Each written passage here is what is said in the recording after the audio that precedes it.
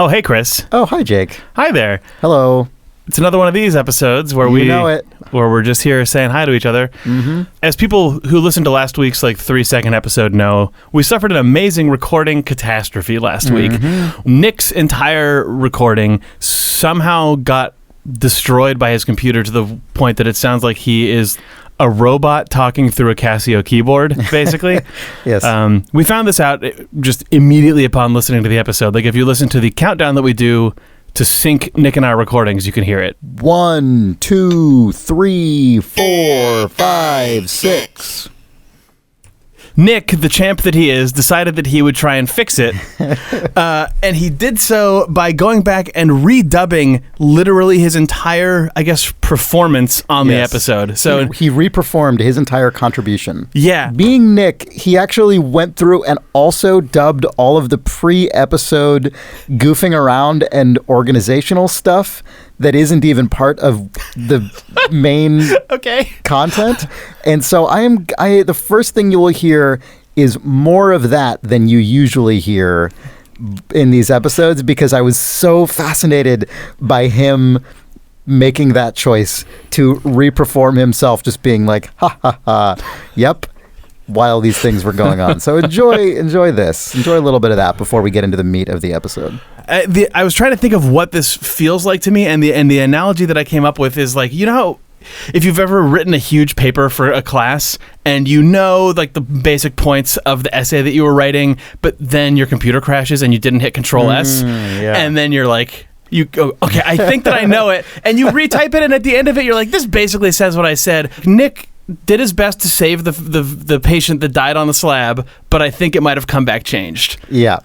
And I think in some ways, Jake, that was a very pessimistic outlook. I think in some ways it is more interesting and fascinating this process. Yeah, Chris, if you try to play God and bring something back from the dead, it's maybe you shouldn't have done it, but it's definitely fascinating to look at. But now that we have... Enjoy. 1, 2, 3, Nick. 1, 2, 3, me. All right, Nick, you ready for our cool time? Yes. Yeah, sure. Mm-hmm. Are you not? Sorry, what is it, giving you weird anxiety or something? I hate it now. You hate it now? Because we do the simultaneous thing? Oh. I used to love it. Now I hate it. Well, here it goes in your ears. Ugh. I mean, we could flip it. You could start the count, and I could be the one who has to put up with that shit. No. That's fine. It's fine. Okay. All right. I'll Here we go. 1, 2, 3, 4, 1, 5, 2, 6. 3. Oof. It might help you to take the earphones out. No, he has to hear me. I mean, I guess once he says 4, then... Yeah. Once I... Yep. Once you have the tempo. Yeah, I put my earphones in it. Yeah. That might hinder my performance. So I don't want to get too fancy. All right, so what the hell are we talking about? Oh. Well, the first thing is this. This episode of Important If True is brought to you by Quip electric toothbrushes, sent directly to your home with brush head refills every 3 months. If you go to tryquip.com/thumbs, you will get your first brush head refill absolutely free. That's tryquip.com/thumbs. Oh, Nick, I'm sure you do, but you have the right microphone on, right? Yeah. Of course I do. Cool. I would never not, Chris. Always got that microphone on. It's February 23rd, 2018. Sorry, that was terrifying. No you were way. just glaring at me the entire time you said that. Fuck you. It's February 20. Listen, you piece of shit. Listen, you son of a bitch. Wax House.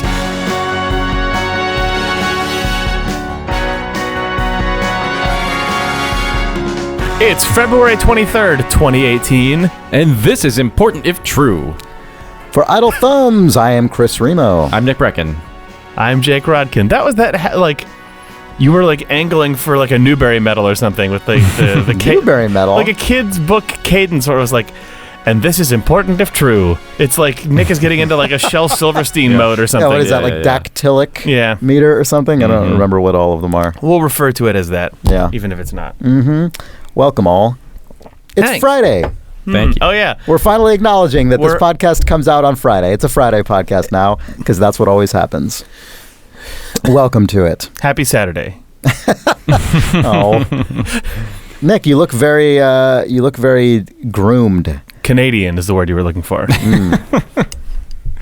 Yeah. You visited our friend Landis in San Francisco. Yeah. Yeah, you came down here just to get a haircut and record a podcast. God, she told me that she had a client once that she said she flew to France to get her haircut. Did you hear this one? How is it her client? Was she in France? It was the first she gave up that on this? That her client had her client had such mental insecurities that she only switched to Landis after a lot of anguish, basically. But she was flying to France. I guess if you can afford to do that, it probably feels like a meaningless expenditure. I guess so. You know what I mean? If you have the amount of money where that's even remotely possible, then that means that for you it is so possible as to be invisible. Yeah, exactly. Right. Yeah. That's intense. Yeah. Yep. Well, you're on your way, flying to another country to get your haircut. Yeah, ridiculous people flying across international borders just to go to their favorite hairdresser. Yeah. Yep. Well, that's just who I am now. Fair enough. Nick, you mentioned something when we were prepping this episode, which is that you were in the United States for several days, and then upon returning to Canada, since then you have not yet left your house. That's true. That is something that is your life currently. So I would like to offer a recommendation to you, which I know fits within your existing interests, which is that the Japanese puzzle manufacturers at a company called Beverly have created 1,000 to 2,000 piece jigsaw puzzles featuring tiny pieces that are all one color. This is like if you actually look at the picture of this, it is. It looks like a printing mistake, basically. Yeah, it is a perfectly rectangular jigsaw puzzle with all the little jigsaw cut, sides, and they have nothing on. They're also described as like micro pieces, so I think they're all like the size of a coin, as opposed to the size of a regular jigsaw puzzle piece. Well, coins can be many sizes. The size.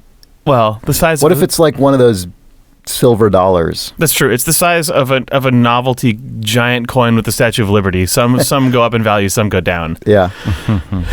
But yeah, this is one of those things where when you look at it, so at first it's like, that's pretty funny. And then the more I looked at it, the more it looked like I was actually just staring into some kind of void. It is so empty. It's like a white piece of paper has less on it than this puzzle does, in the sense that the puzzle has, you can see the shape of the puzzle pieces, and yet because of what is so glaringly omitted, it felt so much emptier and vastly. It's like looking out of like a lead-lined window into nothing. Like your eyes can sort of focus through the carved edges of the puzzle and then into the emptiness beyond in a way that you can't with a white piece of paper. I think. Exactly. A white piece of paper is full of possibility and things that could be created or written on it. It's clean and fresh. This thing there is no possibility of creation or anything. This is the void. This is the vacuum. So I want to know, Nick, is this something that you would ever attempt, knowing, based on your prior endorsements on this podcast, that you are a jigsaw puzzle solver? I mean, honestly, after seeing this thing, I almost just straight up bought it. For real? But I am afraid. Okay. No. I can definitely feel the urge to conquer it. Yeah. But wow, that's incredible. But I'm also. It scares me. I've actually I did a big jigsaw puzzle over the weekend with Dana. And really? Yeah. What is everyone doing? Is this like a thing? I don't know. We were just away for 4 days and ran out of things to do. So there was a jigsaw puzzle and we did it. It was an impressionist painting. It was a Degas woman buying hats in Paris. She only goes to Paris to buy hats and then gets painted by a famous Impressionist painter. But because it's an Impressionist painting and it was a large puzzle, it was just like huge swaths of it were the same brown. Sure, yeah. And that was just infuriating enough. I see. But a thing that I've often kind of been tempted to do when doing a jigsaw puzzle is to actually just flip all the pieces over and solve it upside down, because I think you kind of get into that's the same thing. You kind of get into a mode when you're doing some jigsaw puzzles where you have to just you do have to kind of focus through the picture and just look for the shapes, because that's the only thing that makes sense, especially when you're getting distracted by the weird subtleties in it. And so maybe that's just really fun to it. I don't know. Man, if this product takes off, I have a hot tip for existing jigsaw puzzle manufacturers. Remarket all of your existing two-sided jigsaw puzzles, as reversible. I wonder if there's some way that you could encode some sort of like invisible ink that only on exposure to light after a certain amount of time displays you probably something. Could. Yeah, that would be a really good long-term thing to secretly encode into what's the these worst puzzles. Thing you could do, here's the worst thing you could do is make the puzzles such that 50% of the pieces are actually cross-compatible and but the picture like the puzzle can be solved in two different ways. Like all the pieces actually have two different places they could fit. Yeah, but if they're all white, how can you? Well, but you have like UV ink on it, and then have it come with a UV light that's on a timer that will just only shine it'll shine for like 3 seconds every 5 minutes. So this puzzle is already basically designed for people with kind of obsessive personalities. But then it's just every little things that are slightly out of place nag at them. Yes. If ever, and you're just feeding and then into it just goes, here are the mistakes, remember them, and then the light turns off again, and you're like, oh, Jesus Christ. Wow. That is diabolical. I don't know. This product is clearly built for a very specific type of person, and you can drill into who that is. That's brilliant. Especially if you can somehow tie this into an actual real-world conspiracy or murder or ransom or escape plot or something, because then, that's obviously the ultimate calling of such a device. Yeah, you could find the killer in this alternate reality game or whatever. Nick, you earlier suggested when we were talking about this, the nightmare of deliberately or accidentally shipping one of these 1,000-piece puzzles with one missing. Yeah. And I think that is actually a fantastic modification to this product for another type of person. If the box says 999 to 1,000 pieces included, and the entire time if you're like I can't find the piece that goes right here, it could be the missing piece. Right. Every single time. Oh no, it wasn't. Okay. Right. Oh my God. Wow, that is brutal. And then if you go through and count them all, are you confident that you counted correctly? Oh, or you shipped the 1,000th piece that may or may not be for this puzzle. Oh shit. That's if you have 999 of the 1,000 pieces and then just plus one dupe of any of those. Yes, exactly. Would it be the same dupe, or could you call somebody else who ordered the same puzzle? Oh my God! See if they have the right piece? You have to get a community of 1,000 people, all of whom have this 1,000 limited run puzzle set, and they could assemble a slightly different all white puzzle, but the pieces just assembled differently than the other 999. I think it's that 999 of them are duped, but then there's the thousandth guy that will just never get the piece that he needs. Oh my God! So it's actually what you're. So you get the community together, and everybody figures out, okay, you give him your piece, and that solves your puzzle. But then there's that one guy who's just left out in the cold forever. Yeah. So this is actually, you end up with 1 million puzzle pieces and 999,999 pieces. Oh, you end up with 999,999 puzzle pieces out of an intended 1 million, because 999 of the people have all 1,000 pieces. Yes. And then one guy has 999. And then one guy's just wax house, baby.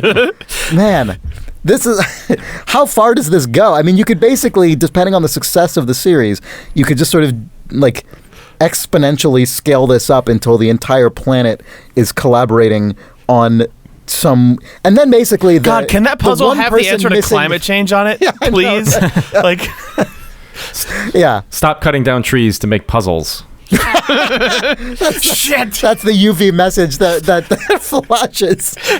one, in the year 2072. It says, if you can read this, Earth's average global temperature has risen by 4 degrees.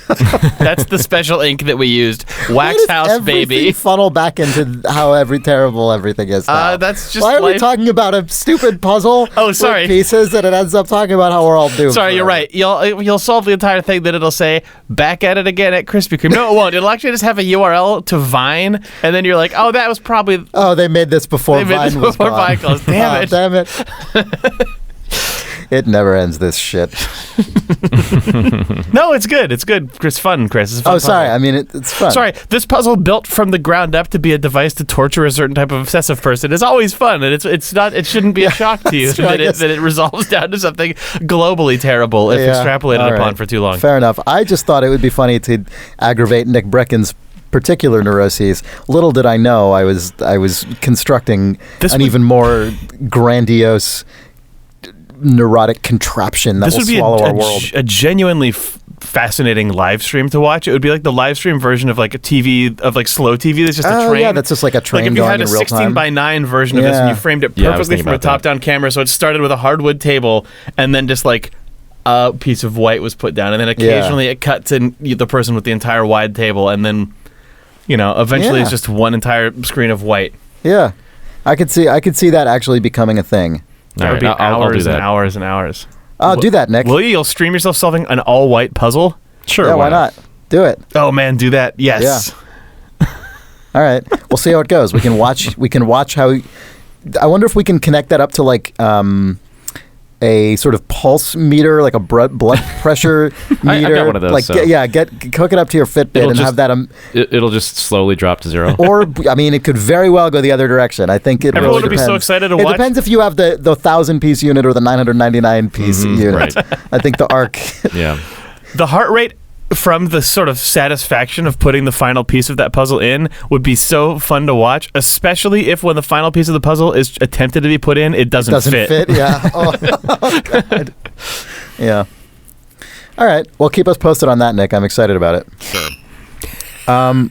We have an email from Gintz. I'm sorry if I'm saying that improperly. Let's assume that you are. As I often do, I'm sure. Who writes, "Hello, important if crew." Oh, that's a new one. Jake hates any coined phrase. I don't hate one any that he has introduced. Oh, Chris, that is not true. Hold on a second now. Yeah. Are you trying to get into blaming me for being upset with y'all last episode? By which I mean being upset with you and Nick last episode? I mean, I'm pointing out that you reacted in a way that I would describe as unnecessarily violent. Well, it's because you looked around with a slightly smug face and said, "You ready, y'all?" And you're a person. I didn't have a smug face. It was in your voice. Your face was conveyed through audio, which humans have the power to do. I have already forgotten the other phrase that you used one time. Well, I fear there's too much clam in the beverage. No, yes. Yeah, see, this is what I'm talking about. What? I like that you... Nick is like having an episode right now, apparently. You're just staring around the room. Do you guys hear that? Bafflement. Oh my God. Hear what? It sounds like a massive fart is happening in my apartment. What? I'm very concerned. Nick, we've moved past that phase of this about? podcast. Just Furbies just keep going. It's fine. Jake was losing his shit over people saying things. I said, I fear there's too much clam in the beverage. Because I fear it. Oh, it's not that. It was the phrase that you introduced in the podcast like years ago, where you showed up at the beginning of the acting like this. Oh, where I used the word sly boots? Yes, where you at the beginning of the episode told the audience without telling us that you were going to plant the phrase "real sly boots" into the podcast, and then you just kept sort of saying it. And the manner in which you opened the episode with y'all last time felt like the exact trap. And then I tried to spring the trap early, but what instead happened was that Nick went, Jake thinks that Chris is doing some sort of sly boots thing, and then Nick started saying y'all the entire episode. Is that what you thought, Nick? Yeah, more or less. That's because I straight up accused you of it. I said, is this some bit you're trying to introduce into the show? I wasn't. You say, yeah, I know, but then Nick did it anyway. But then you fucking introduced Clam and the Beverage into the episode at the break by just saying it apropos of nothing. It wasn't apropos of nothing. I don't remember what it was apropos. We ended an ad, and you're like, what are we talking about next? And then you looked around sort of worried and said, I fear there's too much Clam in the Beverage. You literally did that. And then at the end of the episode, you said, I love this phrase, and I hope it becomes a phrase. Like, I feel like I was in the... Yeah, exactly. I feel like I was in the right with my apprehension about the trap-laden episode that we were walking into. Yeah, I don't know. I think you're creating things that aren't there. Much like I enjoy doing with language. This is not even really related, but I saw something the other day about how... I don't even remember what game it was, but some video game company... In the terms of use of the game, they expressly forbid people from developing relationships inside this online game. It's against the terms of service of the game to like fall in love with someone and have a relationship in the game. And the way that it's phrased, you know, the way when contracts are written, they use the official name of the thing the first time. Yeah, and then in parentheses they have like the entity or whatever. Right, exactly. Or like the corporation or the film or whatever. The way that they described what I assume to be both their game and the sort of world contained in the game and your participation in it was described as, in capitals, the content.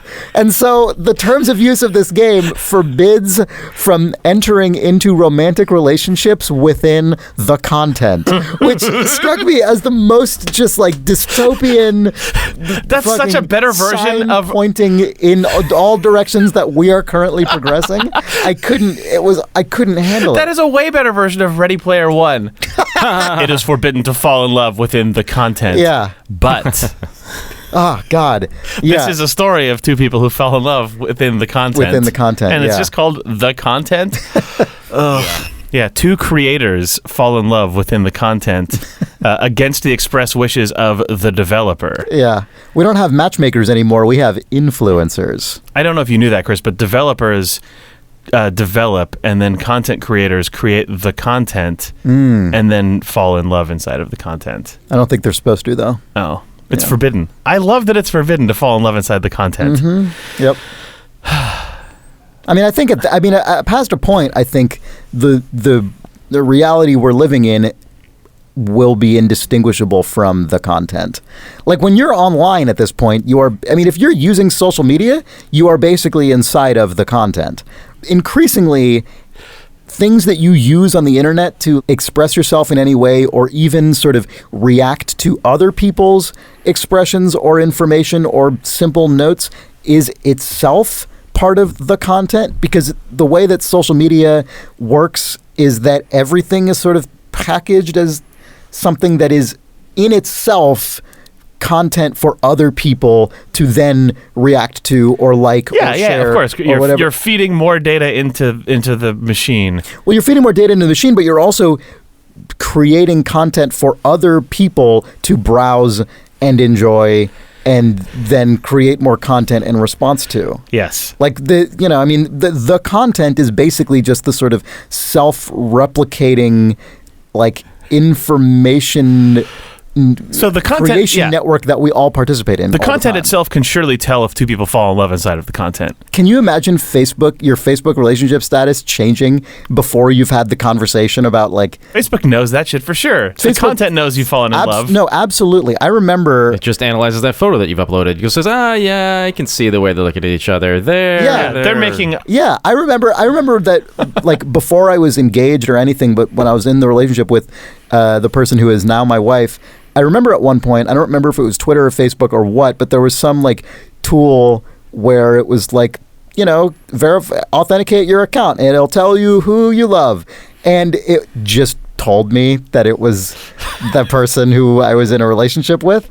The content I'm pretty sure that thing told me that I was in love with you, Chris, so I don't know if it's... Well... I forget who mine told me that I was in love with.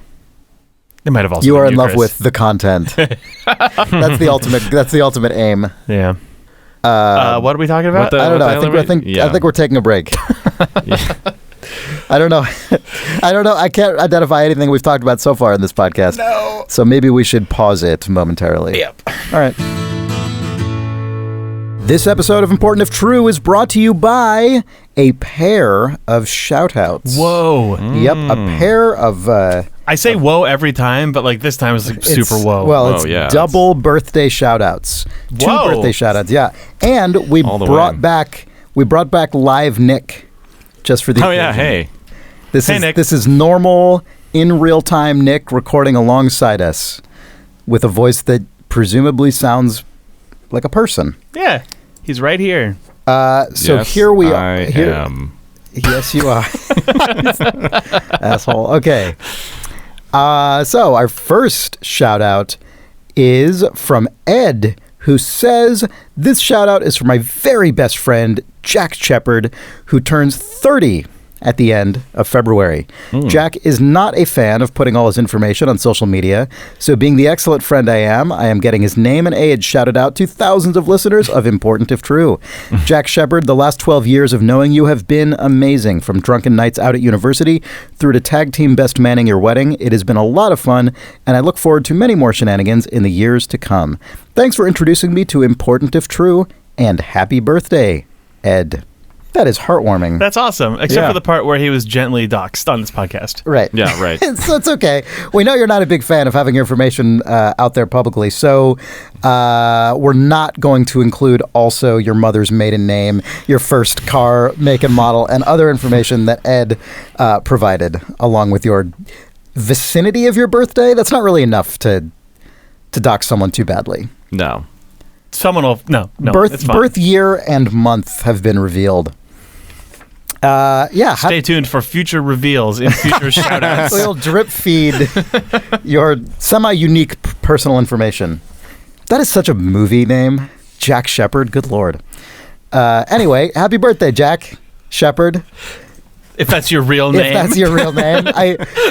You know what? Maybe it's not. He's not a fan of putting his information out there, such as his name. That's because he's a hard man to find. It's true. But he did make this podcast an easy one to find for his friend Ed, which that really warms my heart.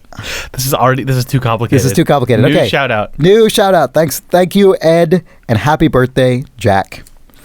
Moving along, this episode of Important If True is also brought to you by a shout out from Greg, who says, I would like to give a happy birthday shout out to my beautiful wife, Jen Jabali Blackburn, for her birthday on March 1st. It's a lot of information to release in this shout out, to be quite honest. She is a longtime fan of esoteric trivia, AI-derived lists of names, meme genes, and Nutcracker-related vomit stories, so it has been clear for a while that you have been microcasting to her demographic. This shout-out makes it official that this content is specifically for you, Jen Jabali Blackburn, Jeopardy champion and Best New Poet winner 2014 and 2016. Whoa! Happy birthday, and I love you all of it. I, your husband, Greg. I'm sure that Jake, Nick, and Chris would like you just fine. I think that's not giving us that much credit. Greg, if that's your real name. Meme Jeans. Meme Jeans, yeah. A traditional song. Was that green sleeves? Yes. Is what you were alluding to? Yes. Oh, what? You were thinking it. I was not. Nick was. One thing I was thinking was that it was pretty amazing that Jeopardy champion was just casually dropped in here. That's Laureate award winner. It is important information, and I looked it up. This person, Jen Jabali Blackburn, was in fact the 2015 Jeopardy champion. You can look her online. You can look her up online, and there's a website that is like a fan maintained database of all Jeopardy contestants, and she's in there with her tens of thousands of dollars of winnings, and there's clips and stuff. That is it is incredible to me that a Jeopardy champion listens to this podcast and enjoys Nutcracker vomit stories. That is a well. I mean, I think we have established. I mean, I think, Chris, we have established that our show is basically just shitty Jeopardy. I mean, it is. I would describe that as trivial information, Chris. Yeah, that is true. Yes. Yeah. Yes. This show is a very trivial pursuit. Yeah. A very, Jesus. very trivial pursuit. Jesus. Indeed. Well, that was a pair. It is a very The Simpsons trivial pursuit. That is more accurate. Thanks for shouting out both Greg and Ed. Those were some beautiful shout outs, and I enjoyed them a lot. I'm sure our readers did too, because they were heartwarming.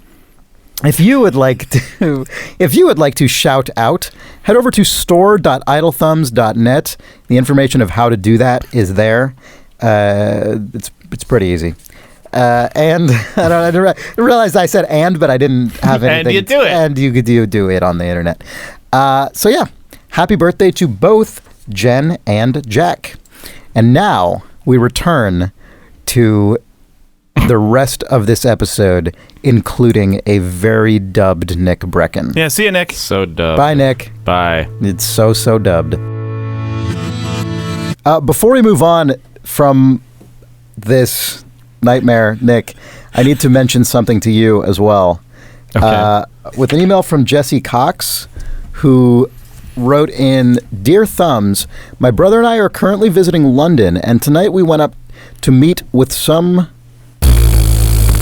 Wait. What?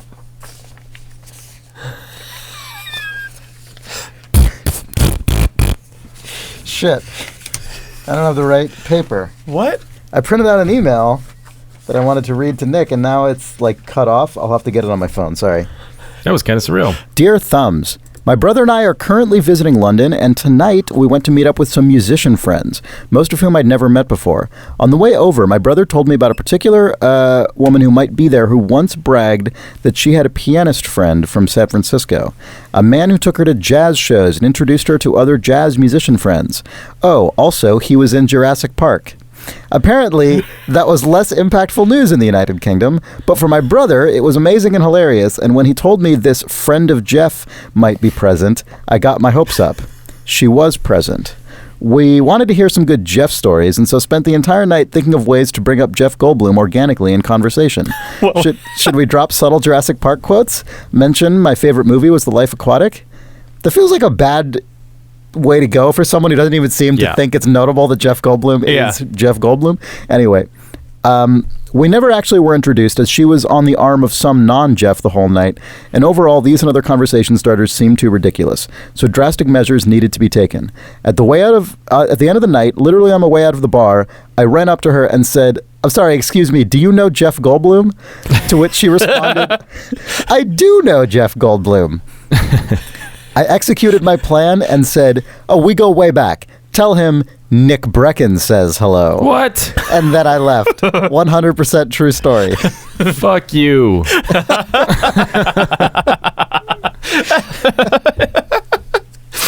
So, not only does Jeff Goldblum possess, in his individual possession, a cold bloom, a beer cozy manufactured by us featuring his face, he also may be told by someone on a different continent Then Nick says hello. Brecken says hello. He may know that there is someone named Nick Brecken out in the world who claims to know and be friends with him who he does not know. Fortunately, you won't match the description of that Nick Brecken if it's chased down. Yeah. I mean, unless it's a white guy with glasses.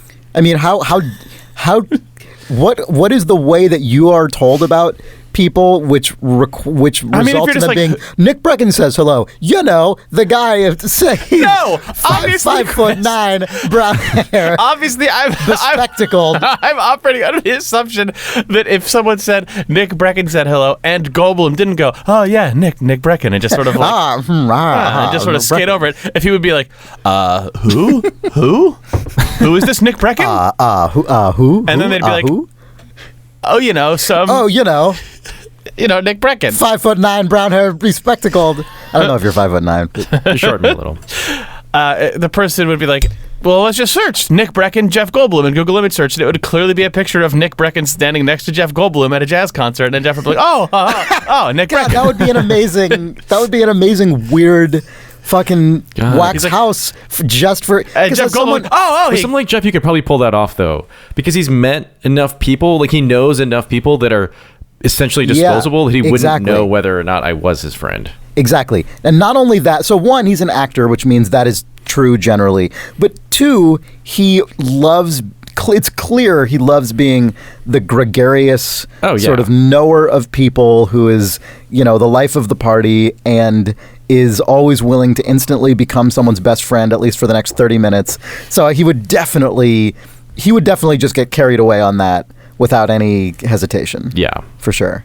So you're in, dude. Congrats. Yeah. So now you just have to go to the avoid though, because I mean, there's nowhere, like, even if she says, like, Nick Brecken says hello, there's no way that anything from that moment will ever escape that vacuum. We'll never hear of it. I don't know. I think if we keep this going, if somehow just like all the people who possibly ever could encounter Jeff Goldblum or friends of Jeff Goldblum just keep seeding your name. No. I think I think the next time you go to one of his jazz shows, be like, "Hey Jeff, hey, it's me, Nick. Chris, I have the solution Nick to this. Brecken." And there would be a flash of recognition if these seeds keep getting planted. I think over time, yes. I think there's a real possibility here. I'm pretty sure the way to lock this in is to start sending him a Christmas card. Oh shit! Oh my god! Yeah. Hey Jeff, from your friend Nick It's the wrong time of Brecken. the year for that. Like, put your whole name on there when you sign it. Yeah. Yeah, just send him one of those every year for a couple of years from an unknown address. Yeah. And then meet him. Or from your address. I mean, what do you think? He's going to go there? He's going to fly to Canada? Yeah. Can I send him like a late card now, just to get this started? So sorry, Jeff. I think this could be real. I mean, there's, I think. And then you've got to be like, well, we met many times. One time in airport security. Oh my God, of course. I forgot you're the first of any of us to physically encounter Jeff Goldblum. Yeah, that was almost 10 years ago at this point. I took your shoes, just like change it so you did take his shoes. You gave me your shoes. Hung on to your shoes for you. Just kind of try to gaslight Jeff Goldblum into thinking that he's been your gregarious friend in all these chance encounters. Yeah, and you could prove it by going back and researching what flight you were taking at the time, so you can figure out the exact day and airport that it was, and so you could, if he challenges you on it, you could be like, oh, look you're like, I have this cell phone picture that I took of you. Oh, that's true. You do have an actual photograph of it. Yeah, I do. I do have a photo. I have a Never mind. Prove it that photo. way. Don't prove it at all, because that's all versions of that are kind of weird. But in fact, stay within. All I'm saying is become his best friend. All I'm saying is trick him into becoming your best friend and believing that you've always been his best friend and that he's known you for years and that you stole his shoes and that was great and fine. The fastest way for him to put a restraining order on me would be for me to send him a blurry photo of an airport with the exact flight information and say, "Remember me? I'm your friend Nick." Then the state would be recognizing officially that you have a connection, a deep enough connection to Jeff Goldblum that he even would bother to file a restraining order against you. Might be worth it. And then, after enough time, he would love you. He would have to. He would say, I think that's the rule. Friendship finds a way. Yeah, exactly. I mean, you taught me that, Jeff. What do you taught me that? Realistically, let's consider, like, there are two kinds of people. People that Jeff Goldblum does not have a restraining order against, and people who Jeff Goldblum does have a restraining order against. Right. Realistically, all things equal, with all no other variables involved. Exactly. Right. Which category do you think, on balance, statistically, is more likely to ultimately, eventually become friends with Jeff Goldblum? Oh, for definitely sure, the ones who have the restraining order. Oh yeah. Yeah. So you're right on that. Yeah. Exactly. Are you? I am very confident I am. I would say maybe disconnected from time, those are people who are more likely to, at some point along the spectrum of time, be friends with Jeff Goldblum, but I don't know if they're more likely to eventually be friends with Jeff Goldblum. I think you might have missed your window if you're in the restraining order category. The question is, do I want to be friends with him across, like, the prison glass? Like, if that's if that's what we're going for. Oh man! So you're suggesting that you would violate the restraining order enough to be sent to prison, and then he would visit you, and then you start sending him Christmas cards from the inside. Right. I mean, I think actually, I think that's probably a good strategy, because if you're in prison, you're potentially a more pitiable figure, and you could definitely attempt to make amends from afar and really demonstrate growth in your life. And I think he might respect that. Well, it would be part of his story at that point. Right. it would make him come off well. Yeah, then he would have a story to tell. Exactly. Someone like him. He would have another story to tell. A lot of stories to tell, right? Or if he ever starts a podcast, that would be a great way to just like break the ice at the beginning and just get that story over with in 2 minutes and then never mention it again. But it's your entire chapter of your life that now has been. He could bring it back in the season finale. Oh, that's true. Yeah. Remember Nick?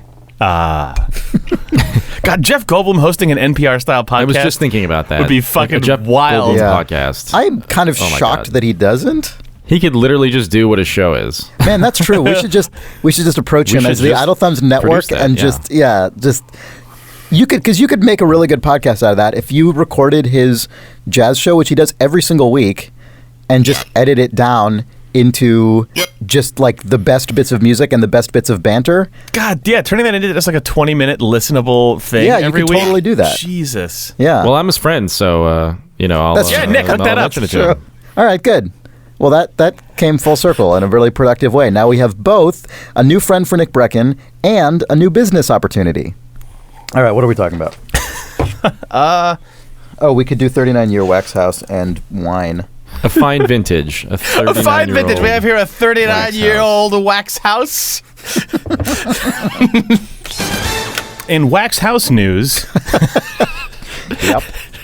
Should we explain what wax house is every time we talk about wax house? It doesn't hurt. I mean, I know that one of the challenges of getting into this podcast is how stupidly dense it is. So I will just say quickly that when we use the phrase wax house, what we're referring to is an edited wiki. So someone wrote into our podcast maybe like 2 months ago at this point, explaining an incredible long con that they perpetuated for, I think, at least 7 years, which is that after seeing the Paris Hilton film House of Wax, the kind of pseudo remake of the original film House of Wax, they found it incomprehensible and terrible. So they went onto its Wikipedia page, updated the plot summary to be more accurate, but most crucially, added the incredible and delectable detail, entirely fabricated, that the original title of the film was Wax House, baby, which they supported with a false interview with producer Joel Silver.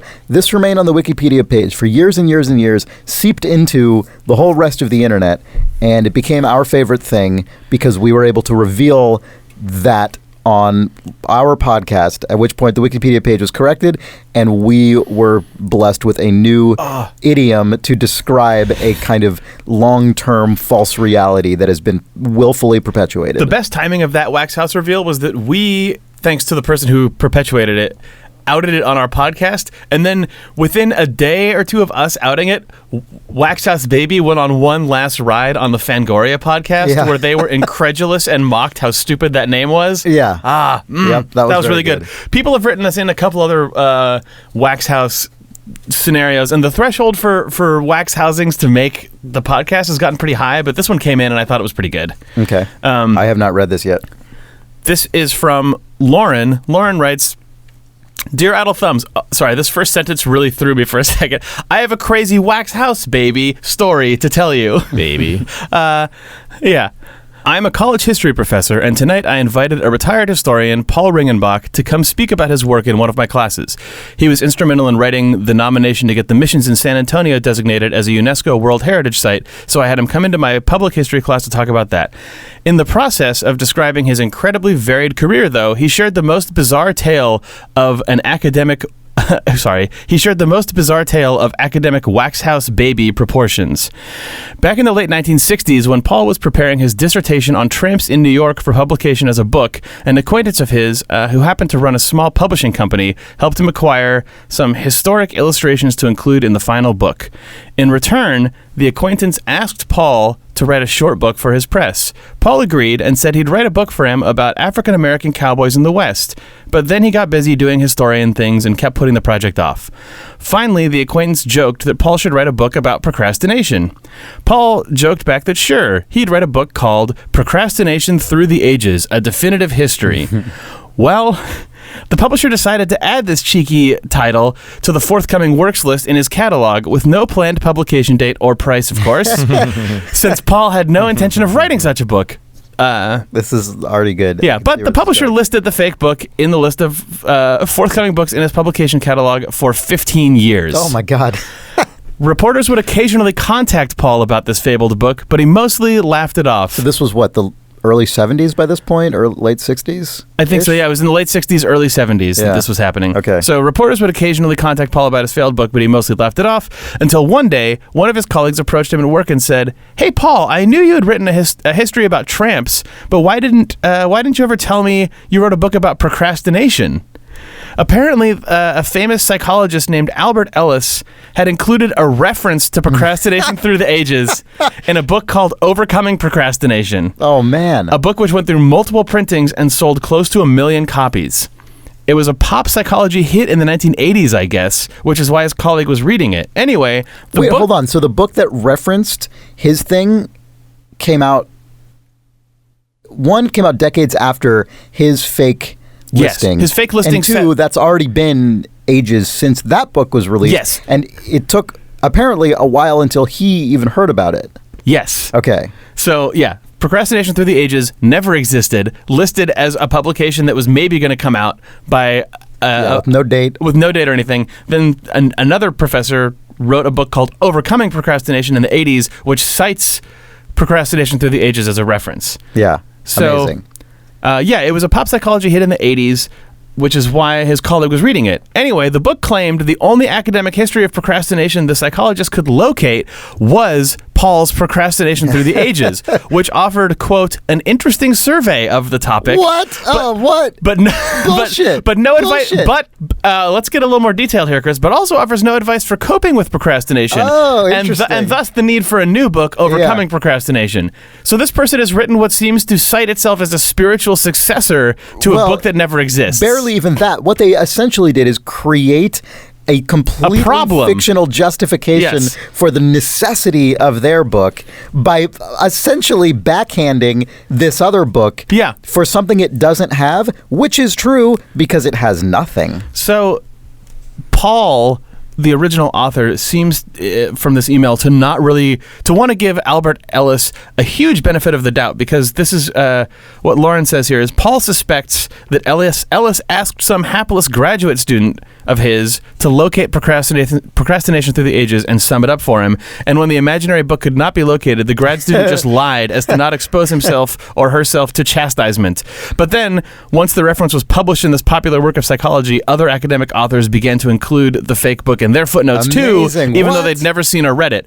Wow. In 2011, an author working on a new book on procrastination actually did his due diligence and contacted Paul to see what the deal was with this book, which he couldn't locate but wanted to cite in his work. Paul told him the whole story of the elaborate academic prank, which was then published as a footnote in that new book. Wow. The academic prank lasted 39 years, a true wax house. That's amazing. Yeah. That's so good. That really is.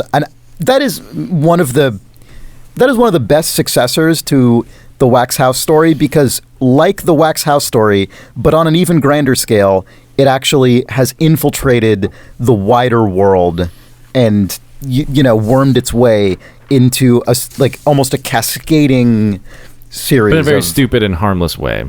Right, exactly, but in a totally harmless way that doesn't... As opposed to the truly harmful Wax House baby. Well, no, I mean, I think Nick is saying similarly. Yes, it's similarly. harmless. It's pretty innocuous. Yeah. Lauren, along with this email, included covers and the various footnotes in question, which I'll post in the forum thread, I guess, for this week's episode. So you can find it on our website. Okay, cool.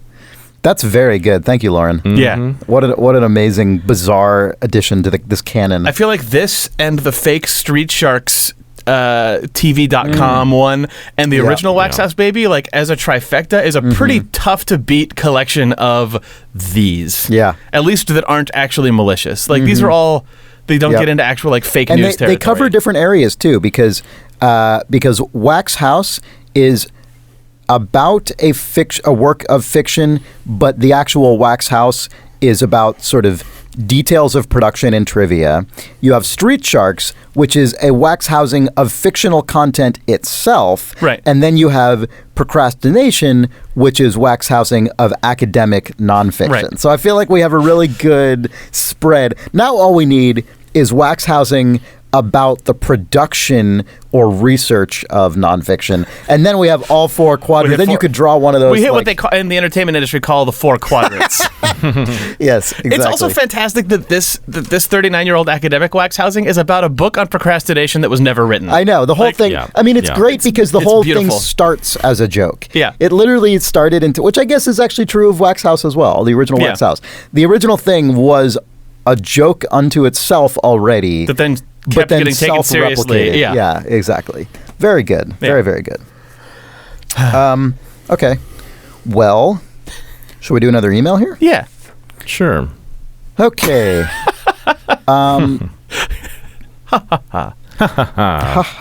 Danny writes, "Hello, important if crew." Ugh.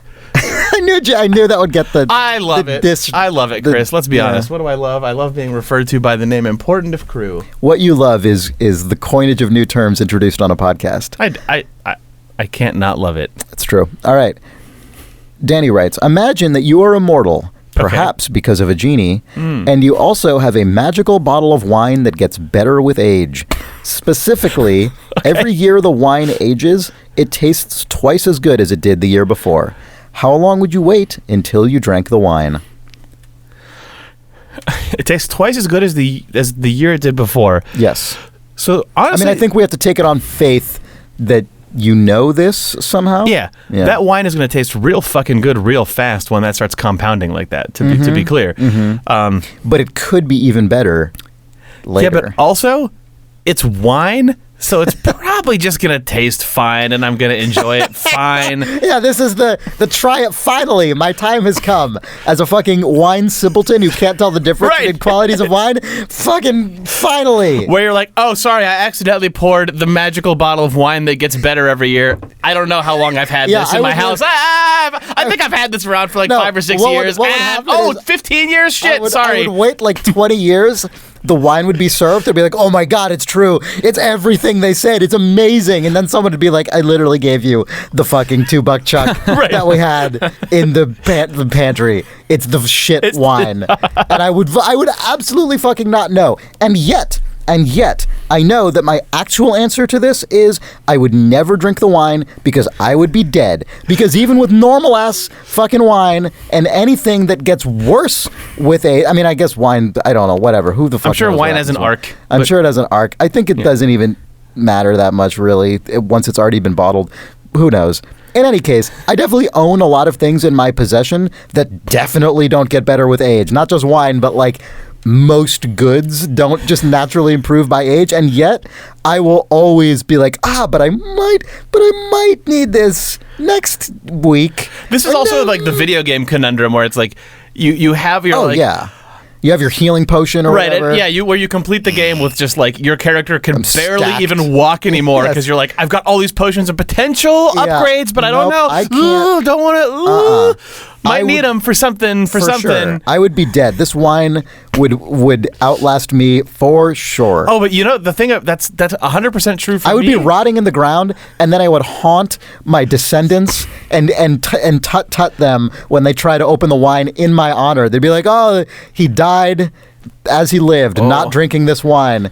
Let's toast to his honor." And I'd be like, wait, but it's going to be so much better next year. I think that for me, it would.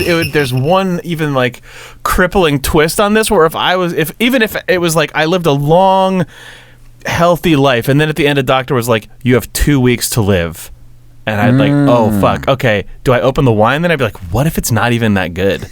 What if this wine like started off like what? I don't. What if it started off so bad that I mean, the point? Or like, what if I can't even tell? What if I'm just like, I'd rather like mystery box this wine and just never know and just bury me. Yeah, like bury me with this wine. Yeah, the allure of the wine is so great that like drinking it would be bad. And, like I hate that the mystery box is a concept in fiction of that, like, propose a mystery so tantalizing that you would never want to answer it because the answer would be disappointing. But in the case of this bottle of wine, fuck, I don't know if I'd want to know. I think that at the end of it, I would just, like, because what if you just go, like, yeah, yeah. Oh, it's wine, I guess. It's wine. It tastes like how wine tastes, which is my reaction when I drink literally right, I mean, even any then, wine. If you're like, oh, I've had better wine before.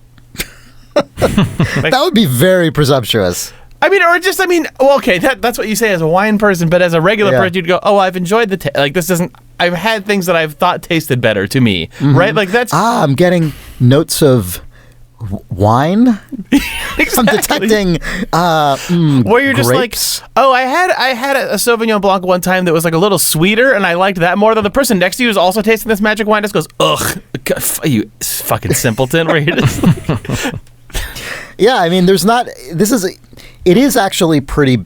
the more I think about it, the more this is actually a terrible situation. Okay, wait. Because you're building up the expectations so much, and surely you wouldn't just do it alone, would you? Or would you, out of fear of all these other scenarios? This is the thing that would actually make it better. If every year, the sommelier who has to come out and present the wine to you also has to add onto the list. Hold on a sec.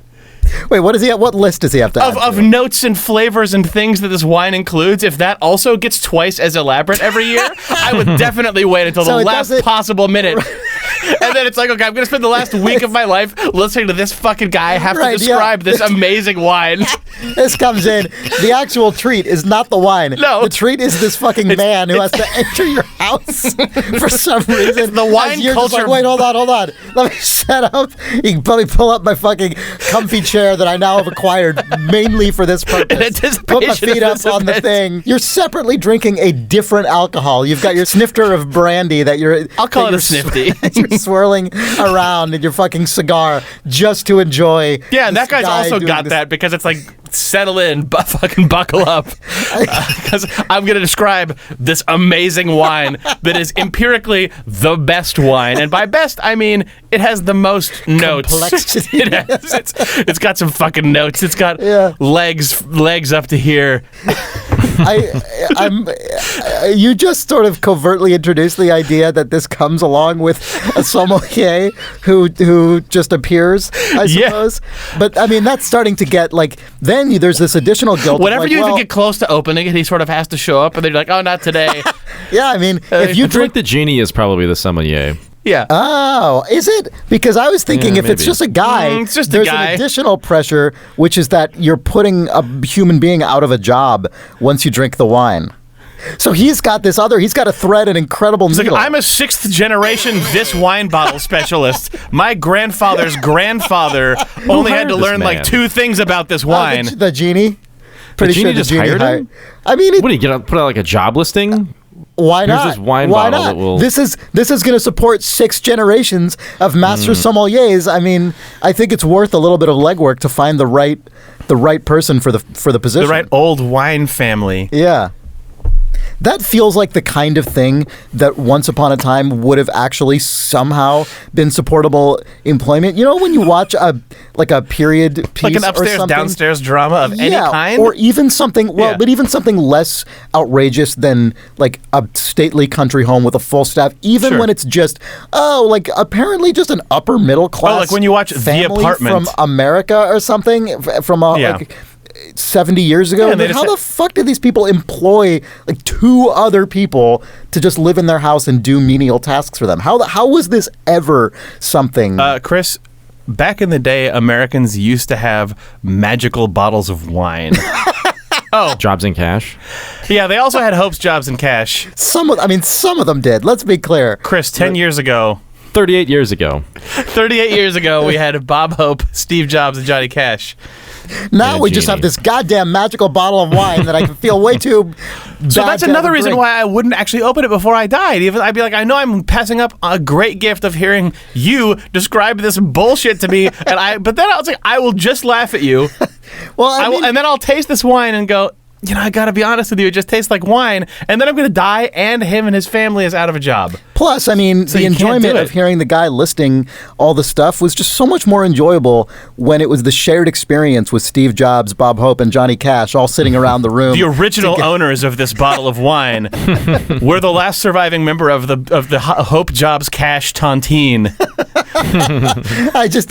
It's mine, rightfully. I mean, they all died before I did. And also left our country with this. We have no middle class now. The Rust Belt is in decline now that we lost our Hopes, Jobs, and Cash. All we have is this magic bottle of wine and this. We gotta make it last. The magic wine economy. Oh, we have this Hopes, Jobs, and Cash, and this guy, this fucking wine guy, I guess. A poor substitute for these great Oh, men. you mean me, James Freedom? We still have that, Chris. Fuck you. Christ. Okay, this podcast has to end. Yeah. Good. All right. Notable wine owner. Yeah. James Freedom the Fourth of July. How did the yeah, I inherited my dad's genie. That's how I got to where I am today. I'm sorry. What? Well, I said that I got here about on my own bootstraps, but everyone knows that I just Everyone have a knows genie. that I just inherited my dad's genie. My Dad's Genie, a Disney film. Freedom isn't free until he wishes it from his genie and breaks the curse. Yep. Anyway. Oof. Oh, freedom is free, but his genie is not. There we go. That's what I meant to say all along. We've all seen Aladdin. Anyway, erase this podcast from your podcatcher device now. I'll do my best. Alexa, delete this podcast. That'll work for like at least one person. All right. Is that it? Is that all we got for this episode? I feel like we're running out of juice. I feel like we're running out of vintage wine. Unlike wine, this podcast does not get better the longer we do it. I mean, maybe it would have if we just recorded one episode and then let it age and it got better every year until we finally released it on an RSS feed, by which point it would be the most incredible episode of any podcast ever released, and then we could just retire. Oh, we did that because last week's was the only episode, was the last episode we released. True. We went out on a high note. Yeah. On a high sort of... A high sort of smoky note with, I would say, touches of walnuts.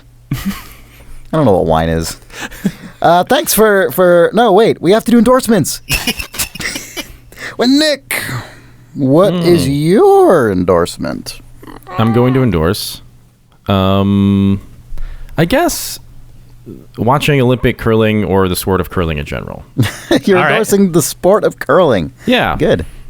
I'll take it. So, yeah, I mean, curling was always like the sport that was on in the background when the Olympics were going on at my house. Really? You know, my parents didn't really watch curling, but I was definitely aware of it, especially growing up in, the Michigan area, being really close to Canada. But have you curled before, Nick? Have you actually tried it? I have never curled. I do want to go now, though, and it is living in Vancouver. It is an opportunity that's available to me. There was a curling club. Holy shit! You got to do it. Yeah, apparently Janelle really wants to go, so I think we might just go curling. So right now, your endorsement is curling conceptually. Yes. But it's entirely possible a future endorsement from Nick Brecken will be curling the activity. Actually, playing curling could be a future endorsement. Yes. Oh, Nels Anderson, who hosts the Terminal 7 podcast on Idle Thumbs and is our friend, lives in Canada but was born in America and has curled. Of course, Nels plenty of times, and he heartily endorses actually curling. All right. Well, Nick, now you have a curling friend in Curling your own with Nels. city. Curling with a new Nels. podcast. With Nels. A new podcast. Yep. I would definitely listen to you guys recording a two-person podcast after curling. Here's the thing. I get really into curling this week. I've watched almost every match so I was following specifically the American Please explain men. what curling is, because I bet there's a non-zero number of listeners who don't know. So curling, if you know what shuffleboard is, it's kind of like shuffleboard on ice. You start out on one end of a long sort of rectangular section of ice, and there's a target that looks like a big series of bullseyes at the far end. And you have these stones called rocks. Very simple sport, really. Nice. So you have these stones called rocks, and they're smooth on the bottom. And so the ice itself is actually not smooth. It's a misconception. People actually think it's smooth like an ice skating rink, but it actually has a texture to it. It has these little stones embedded in it or something like that. And so what happens is when you throw the rock down the ice, trying to get it into the bullseye, you curl the rock as you throw it. You can't throw it straight. You have to curl it because of the texture. It sort of naturally curls.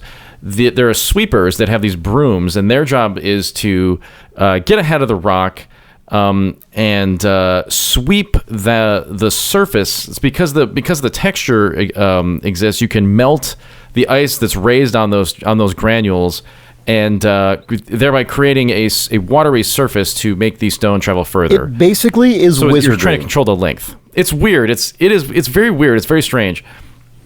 I find that when you try to watch curling, and try to get into the sport. Nobody explains what the hell is actually going on. It's just a bunch of sort of British men strange. Kind of saying like, well, he really shot the stone well there, I guess. But and then you have the guys simple. like furiously scrubbing, it's just the shouting ground. at each other. Odd activity. Yeah. It's yelling and just you don't really know why. But if you watch a single curling match and just have the Wikipedia rules open, I promise you that it will not actually seem that difficult. So the other thing that's great about curling is that the perception is that it's sort of a boring sport to watch, and in some ways it is. But what they do is they mic the players up, and so you can hear them just deliberating over every single sort of chess move that they're considering. So I watched during the Olympics. I watched pretty much all of the American men and the South Korean women matches, and I would say that if you're getting into it, choose a team that speaks the language that you do, because it's fun and interesting to listen to what they're saying to each other. I mean, they'll just have arguments, and it just sort of adds to the drama. In addition to kind of teaching you about the sport. I think there's a lot of room for a curling athlete of any nation to become a worldwide fan favorite by becoming an ASMR sensation, where because they're close mic'd the entire time, they just make really satisfying mouth sounds into their mic that are not that are not verbal in nature, but are simply pleasing with an excellent mouth and ear feel. I do not endorse that. I'm not saying I'm just saying there's money on the table left here. I'm not saying. I'm just saying there's money on the table. All right, good recommendation. I look forward to your future potential endorsement of actually curling. Yeah, we'll see. All right. I am going to endorse a television show that you can watch on Netflix, which is Babylon Berlin. This is a German language show produced in Germany. Actually, German language with maybe 10% also Russian language. And it's set between World Wars I and II in Germany, and follows. It has a sort of fairly large cast of characters that are important to the show and the plot.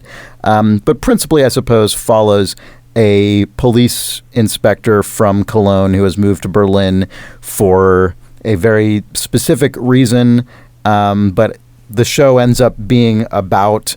It's clearly I haven't finished all the episodes that are currently out. I think there are 2 seasons that have been consolidated into one for translation, and it's obviously about the ultimate, rise of the Nazi Party and things that precipitated World War II, but also about the aftermath of World War I, and also just about this sort of almost hedonistic place that Berlin was at this time, and it's very watchable.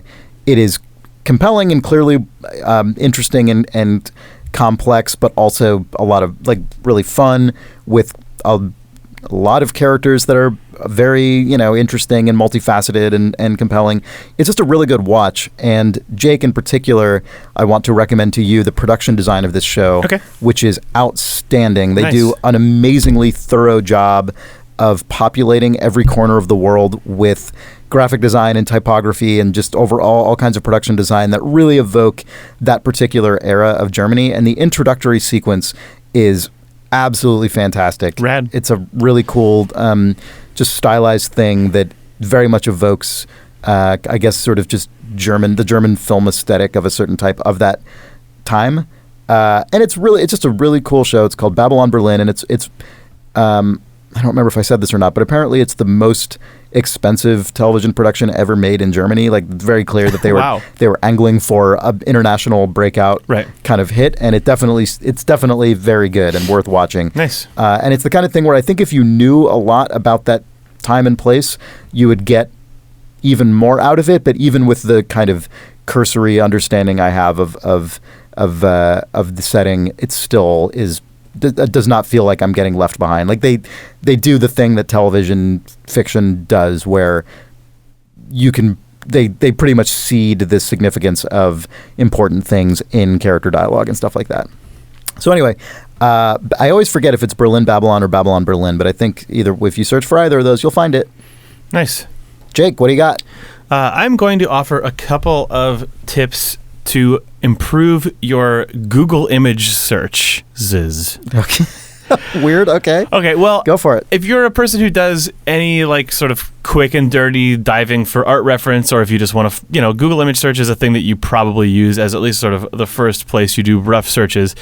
Google image search has recently gotten objectively worse because they, I have noticed this as well because of all the product stuff. There's a couple things. Yeah. The very most recent thing is, I think it's, you can no longer view images. The view image button is gone. Yeah. There used to be a button that you could search for images, then you could press a button called view image that would just hotlink you straight to the source JPEG instead of going into the website itself. And I believe due to what seems like a combination of a settlement and an agreement with Getty Images, Google has removed that button from Google image search. However, what I endorse is a Chrome and Firefox extension to literally just put that button back into Google image search. It's you have to sort of dig through GitHub for it, but if you search for just Google Images view image plugin as one word, you'll probably we'll link to it in the description. Yeah, and we'll link to it in the description. But the other thing that I heartily endorse, even though you have to type it in by hand, is inside of a Google image search. If you type minus and then the word site:pinterest.com, your Google image search quality will actually go way up because Pinterest is Pinterest is a great resource in a lot of ways, but its SEO, like its search engine optimization, is too good, and it basically has taken over Google image search for a lot of stuff, and it's really hard to chase through Pinterest back to an original source. So if you basically put minus Pinterest.com or minus site:pinterest.com, Google will just screen out all Pinterest.com It's a good tip. searches. And if those two things combined have restored Google image search for me to its quality level circa a couple years ago when Pinterest hadn't taken over, and also when you could just direct link to every image. All right. We'll link to that in those things we'll link to and describe those two things in the description. I'm going to plant a seed of a potential future endorsement from Nick. I'm going to plant the seed of a potential future endorsement from me. I'm very curious to see how this ultimately goes. On a whim the other day, I bought a small jar of Marmite, and I'm going to attempt to teach myself to enjoy Marmite yeast extract. Something beloved by Commonwealth citizens, Marmite and its cousin Vegemite. So I'm going to attempt to introduce to acquire a taste for Marmite, and I will potentially in the future endorse Marmite if I get there, and I'm willing to. Jake's not happy about this.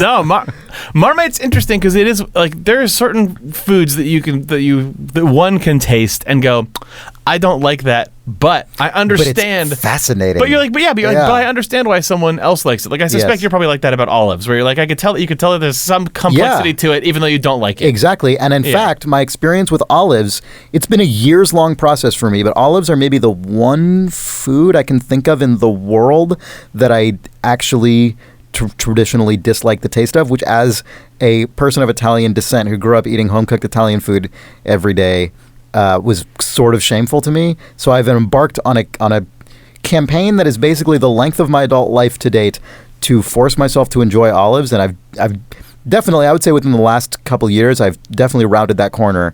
And I'm on that same campaign. Yeah, exactly. And that's true. I know we have, yeah. And so I know it can be done, and I'm going to do it with Marmite, goddammit. On that, thank you for listening to this episode of Important If True. We appreciate everyone who listens to this podcast, who writes in, who tells a friend, any of those things. Even just listening, it really means a lot to us. It's very cool that people listen to this podcast and enjoy it.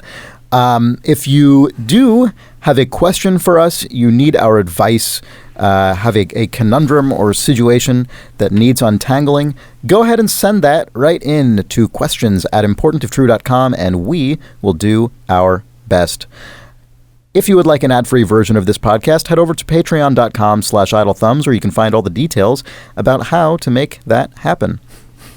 And That's it. That's all we got. We'll be back next week with another episode of Important if True, now releasing Fridays. Now admitting that we release on Fridays. And that's that. For Idle Thumbs, I am Chris Remo. I'm Nick Brecken. I'm Jake Rodkin. I'm Nick Brecken.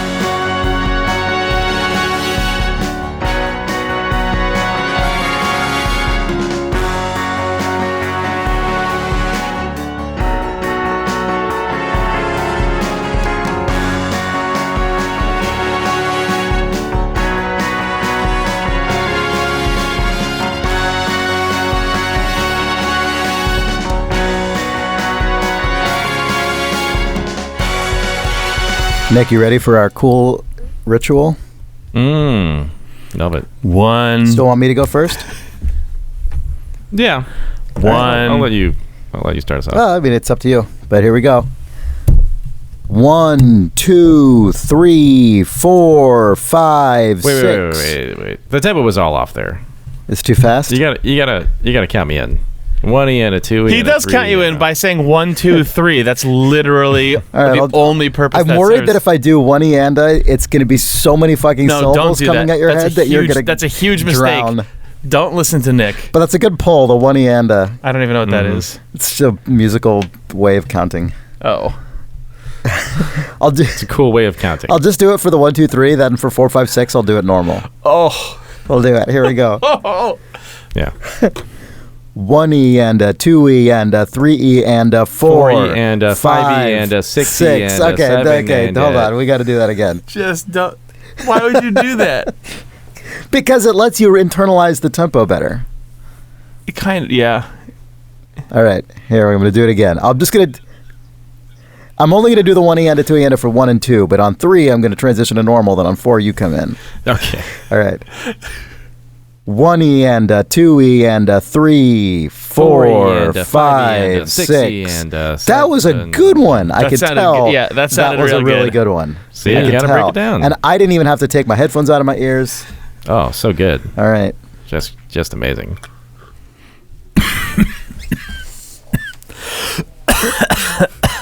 Jake's dying. Wax house.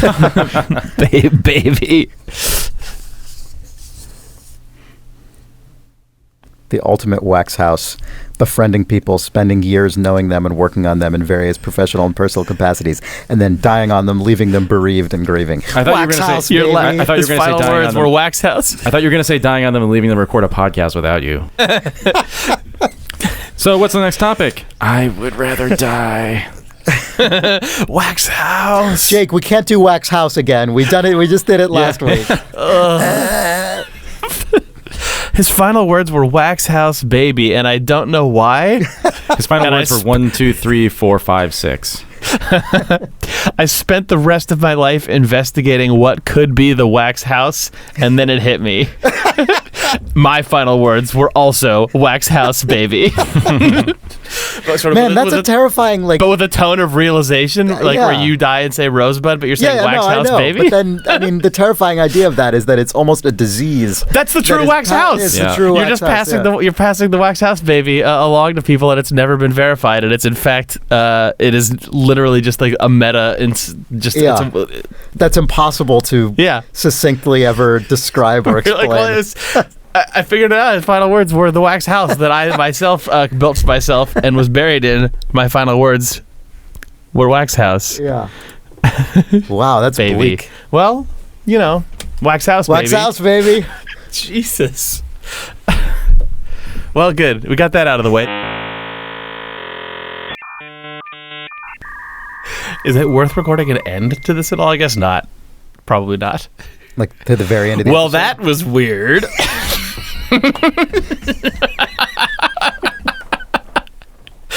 Yep, there it is.